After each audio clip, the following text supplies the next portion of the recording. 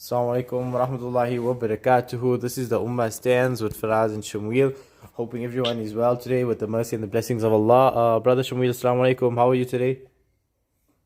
Wa salam rahmatullahi wa ta'ala wa barakatuh. Alhamdulillah. And how are you doing today, Brother Faraz? Alhamdulillah, I'm good. Brothers and sisters, worldwide today is already the first Taraweeh for many people, many Muslims, especially in India, Indonesia, Thailand, Saudi, the Gulf states.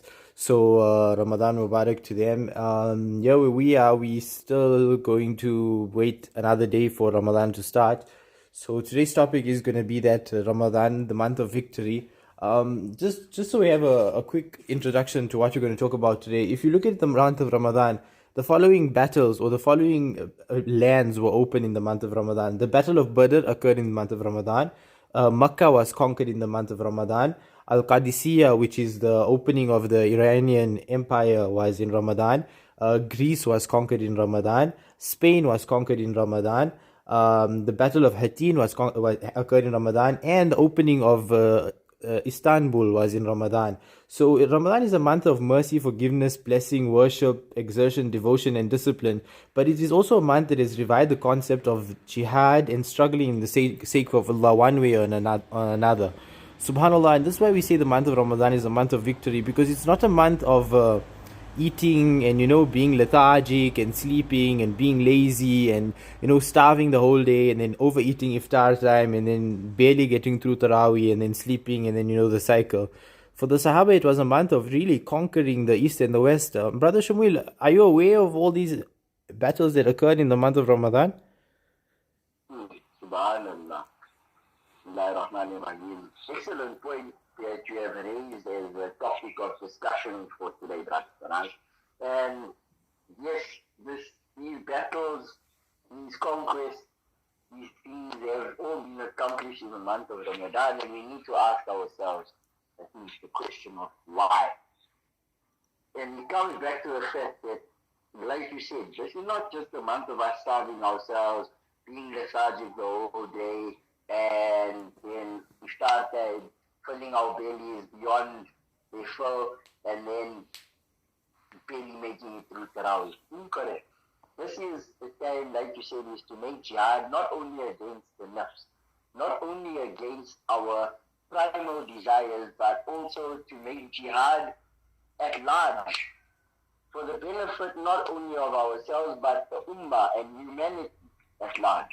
Why? Because this is a month of barakah, it is a month of blessing, it is a month in which shaitan is changed, it is a month in which many blessings come from Allah. It is out of the 12 months of the year the most beloved to Allah. So we must understand that because it is the most beloved to Allah, any extra effort, any effort that is made with regards to the deen in the eyes of Allah is that much more greater, because He knows we as Muslims are now at a point where we are physically weakened, in a state of hunger, in a state of thirst, but yet we are still striving for the goal that we were created. That makes it an even greater ibadat, because fasting in itself is an ibadat on its own, but the ibadat that comes with fasting, that you incorporate into your fast, are therefore greatly increased. Subhanallah. You see, Brother Shamil, as you mentioning the ibadat in the month of Ramadan, if you want to look at a hero of Islam who really exerted in this ibadat is Salahuddin al-Ayyubi, right? About 900 years ago, Salahuddin al-Ayyubi in the month of Ramadan, he defeated the Crusades and brought Masjid al-Aqsa, Jerusalem, back into Muslim control. So basically, in the Hazrat Umar conquered Jerusalem for the first time for the Muslims. It remained in Muslim hands for many centuries, and then eventually the Muslims lost it. And then after about another 100 or 200 years, Salahuddin al-Ayyubi in Ramadan came and he conquered Masjid al-Aqsa. By the age of 36, Salahuddin was one of the most powerful persons in the world as the leader of Egypt, and yet all the chronicles of the time, Muslim and Christian, talk about his humility. He never cared about the pleasures of this life and remained focused on his role in the liberation of Muslim lands. He's quoted as saying, "How can I smile and how can food and water taste good to me when Masjid al-Aqsa is in the hands of the Crusaders?" Subhanallah. This brother Salahuddin Al Ayyubi, if any Muslim does research, he encapsulates exactly what Brother Shamil has said, that this month is a month of striving and effort. In the month of Ramadan, they opened and they conquered Masjid al Aqsa. Subhanallah, people think that this could be an easy task. People must remember the Crusaders would be what today Israel is, or the US are, modern states with massive empires, and they had secured the city, and for them, it was a treasured city. So for them to lose it in the month of Ramadan goes to show how much they struggled and how much help and support Allah gave them because of their sacrifice. And they conquered the city, something that people thought would never happen. Brother Shamil, today, 2020, it's obviously so much of the Muslim land is occupied. We feel that it's impossible. But if we really strive, if we really believed in Allah the way heroes like Salahuddin Al Ayyubi did, Allah would give us victory, isn't it? Definitely, but you see the difference between us and the likes of Salahuddin Ayyubi is that the likes of people like him understood the deen in its entirety and adapted their lives to suit the deen in its entirety. Whereas in today's time, we have found ways to adapt the deen to our lifestyle rather than the other way around. Subhanallah. And as a result, the West influence has deeply undermined a lot of our principles, our fundamentals, and therefore has created this weakness in us, this fear in us for creation rather than creator. That's what these lions of Islam had, is that they feared none but Allah. Today we claim La ilaha illallah, but do we really love La ilaha illallah? Personally, from my perspective, I know I don't love La ilaha illallah. Subhanallah. So that's why history is repeating itself, and we are just being oppressed again because we've become weak. Subhanallah, this is 100% true. We're just going to continue with our theme of victory for the night. Muslims will record that Spain, the modern country of Spain, was once an Islamic state. It was entirely controlled by Muslims. So Spain, Portugal, that entire area. And this area, it was conquered in the month of Ramadan in the 92nd year after Hijrah. In Ramadan, 92nd year after Hijrah, the General Tariq bin Ziyad, he was a youngster. He liberated Spain, as it was known back then, Al-Andalusia, in a battle that does not cease to... If I'm not mistaken. Gee, Brother Shamil? Was he not 18 at the time? I think he was. Yeah, I think he was 18 or 21, somewhere around there. Very young fellow. In a battle that has not ceased to amaze historians. With a mere 12,000 soldiers, Tariq bin Ziyad faced and defeated King Roderick's army of 90,000 soldiers. And this was a modern army, and it contained the Visigoths and the power of the church. The Muslim rule brought prosperity, and Spain became a beacon of light for Europe. Muslims actually ruled over Spain for 800 years. There's a quote attributed to Tariq bin Ziyad when he landed in Gibraltar, which is an island off Spain. He told his Muslim army that the sea is behind you and the enemy is in front of you. Where do you think you will go? He ordered his army to burn the boat, so they couldn't go back. They had to struggle and conquer it. There was no other way. Subhanallah, again, this was in the month of Ramadan, Brother Shamil. And like you say, these were men that feared only Allah, not nature, not the facts of nature, not people, not armies. I mean, look at this, 12,000 versus an army of 90,000, and they conquered an entire nation. Really, these are lion of Islam, and this is what we say the month of Ramadan is victory. 100%, but why I raised the point of his age while we were discussing, when I so rudely interrupted you, not for that. No, it's okay. But is that we need to understand that what are people at that right age of puberty doing at that stage of their lives? Today. Today. It's mostly people, most of them are generally attending school. For the greater population of the world globally, most of them are attending school. And what we need to understand is that the education system that has been designed to indoctrinate you into believing that the system has been designed for your best interest, which we know is not the truth. Mm. And therefore they undermine the most powerful time of your life, subduing your mind. So Yeah. that by the time you reach an age, because typically society has been designed that any member of society does not become a productive member of society up until after the age of 25. Yes. Why is this? It's because they want you so that when you finally have the capacity to do something about the things you feel is wrong in the world, you are already old, you are It's already too late. indoctrinated the system, and therefore it is too late. Correct. Subhanallah. Subhanallah. And therefore, they have managed to subdue us in this way. I mean, these things all come up in the book, The Confessions of a British Spy. I recommend to any of the brothers and sisters who are out there listening, even if you do not have a conspiracy mind, something in your soul is definitely telling you that there's something not right about what's currently going on in the world today. Mm-hmm. And if you go and you read this book, it was written sometime in, I think, the 60s or so, about what happened. I think it could have been even earlier, in the 20s. But this is in-depth knowledge from the enemy, who blatantly exposes the lies of the West and the actual manipulative ways that they considered in order to wage a psychological warfare on us. Subhanallah.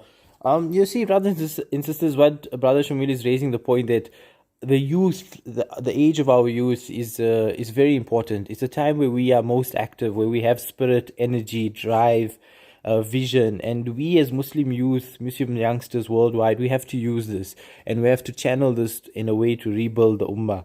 And Ramadan is the perfect month to start this process. And victory, wallahi, we might think victory as in the battlefield, like what happened with Salahuddin and Tariq bin Ziyad. But first, victory comes in the mind. Like Brother Shamuel says, we have to liberate our minds before we can liberate our lands. It's very, very important that this inferiority complex that Muslims have developed, that we have to seek solutions to our problems from the West, from Western lifestyle. I think that's incorrect. We have to seek solutions from Islam and Islamic history. And our role models are there, like we discussed on the show today. So, like Brother Shamil says, wallahi, there's many types of victory, but the main form right now and what the Ummah stance is really all about is victory of the mind, liberating the mind, isn't it, Brother Shamil? Freeing the mind so that we can think independently. Definitely. I've been harping on this to anyone who knows me, is that think now while it's still legal. Because before long they will figure out a way to control our mind. I mean, like you said, is that Muslim youth in today's times are just wasted, and they are wasting away in things like music, alcohol, But you drugs. see, Brother Shamir, just to raise a point on what you're saying, to control the mind. Recently, I just read an article online that says, you see, streaming services like Amazon, Netflix, along with junk food, and medication that's prescribed by doctors, all these three things have combined to create a cocktail, which alters the way the mind functions. Like the Netflix, it makes you addicted to mindless movies and entertainment that doesn't benefit you at all. People can waste hours watching it. It's like a hypnosis of the mind. Junk food. Oh, yeah, no. Junk food, like also it's also very unhealthy. It causes unhealthy hormones to trigger, and then also many people are addicted to pharmaceutical medication which the doctors have prescribed, and combined these three things, I believe, have already numbed the human mind. What do you think? Oh yeah, definitely. Definitely. You hit the nail right on the head. They dower our imagination and our minds with the hypnotic box that is the TV. They then further dower our bodies and further dower our minds with poison, which is in the food, and the so-called medication that is there to heal you. What we need to understand is that we come from the ground. Dust you are, and to dust you shall return. Subhanallah. the very ground produces everything, all the cures to all the sicknesses that we have. In one way or another, in one form or another. And Nabi Sallallahu Alaihi Wasallam has said something to this effect, that there is the cure to all ailments in honey except death. And we know honey is, and now if you look at it in today's times, in recent times, over the last 4 or 5 years, roughly about 75 species of bees have gone on the endangered list, and some have gone extinct. And we're still not opening our minds up to see what is really going on around us. You know, in today's time, with the amount of information that is out there, you cannot blame anyone but yourself for being ignorant. You couldn't have said it any better. Yeah. Because it's up to you. And it's not, the information is not even that far away. It's right at your fingertips. Subhanallah. So, people need to start unplugging themselves from the matrix. It's about time. I mean, with information globally on the internet doubling its capacity every 15 months, what excuse do we have for not knowing what's actually going on out there? And also with the explosive amount of Islamic material and really authentic Islamic material that brothers and sisters worldwide are posting online, on different platforms. Subhanallah, there's no excuse. Allah Azza wa Jal has, allowed us to use this technology to spread Islam as well, to share the knowledge. Oh yeah, definitely. Subhanallah. But like it starts within ourselves. It starts within ourselves by freeing the soul. And by freeing the mind, you free the soul. SubhanAllah. Brothers and sisters, we're going to wrap up this podcast with this message that, with these few words that Brother Shamil said, free the mind. As the title of the podcast says, it's Ramadan, the month of victory. So if you want to be victorious this Ramadan, wallahi, strive to free your mind and to do what you can to bring success to this ummah. It starts with yourself. Victory begins with each and every one of us, inshallah. Brother Shamil, Jazakallah khairan, and inshallah tomorrow we will be podcasting live together for the first time. So inshallah that will be a nice experience, and we'll talk tomorrow inshallah in Ramadan. Jazakallah. Inshallah. Once again, Ramadan Mubarak to all our listeners out there who are in the northern hemisphere and have begun their Ramadan. We wish them many we wish them the best, inshallah. Many blessings and all their du'as and ibadat and fast be accepted, inshallah. Ameen. Assalamu alaikum wa rahmatullahi wa barakatuh.